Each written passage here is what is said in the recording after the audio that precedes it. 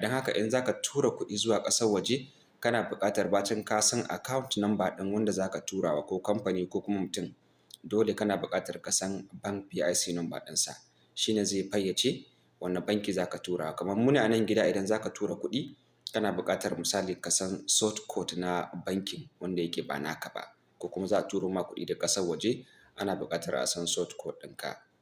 Idan aka samu wannan ya tabbata, sai abu na biyu shi ne ka san da cewa akwai charges kusan kala uku haka.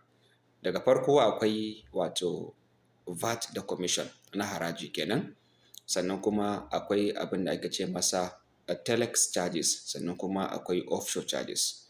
So duk lokacin za ka tura kuɗi zuwa ƙasar waje, waɗannan charges ɗin za ka biya su. Sai dai akwai zaɓi guda biyu. Da farko, kai ne za ka biya charges ɗin ko kuma wanda za ka tura kuɗin shi ne zai biya charges.